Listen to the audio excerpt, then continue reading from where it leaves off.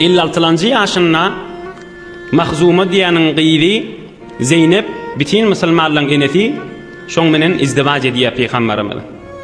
Şu enemiz 30 ýaşyndamış.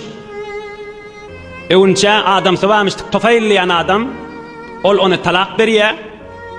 Aralar açylýar, talak berýär adamsy. İkilenci adamsy Hazreti Ebu Ubeyde Cengi Bedir'de şehit bolýar. Ohum Resulullah jan şoň menen izdivaç edýär. Tarih okuýarlar gaw bilýändir. Te Muhammed Mustafa sallallahu aleyhi ve selleme peýgamberlik berilýänçe ýeriň ýüzünde zinany jemaatyň ähemmiyeti ýok, hormaty ýok. Bir togar yerlerde, Hint ýanak yerlerde dagy bir er aýrylsa zinanasyny şoň menen bile otlak göwerýänmişdikler. Erden soňram saňa ýaşaýyş näme gerek diýip. Bir togar yerlerde çöle goýýanmışdyklar.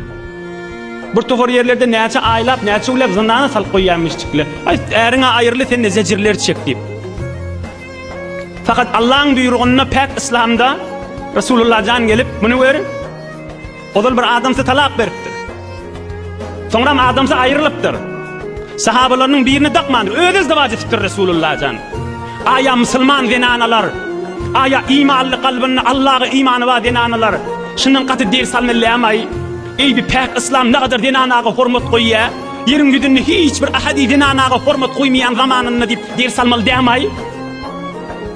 Ýa-da bir nicis inter kafir adamyň kefini gulak asyp zinanalara İslam ähemmiyet goýmaýar diýip näme bilen aýtmaly?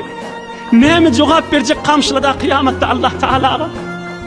Zinanalar azat gözmellämi, zinanalar näme bolmalymy diýip 20-30-50 ýyl bäri bir garbyn kafirin aýdýan kefini hawwa berip şeş mahal kanisalarda Mesihiliň akidesi var zinany insan dällik.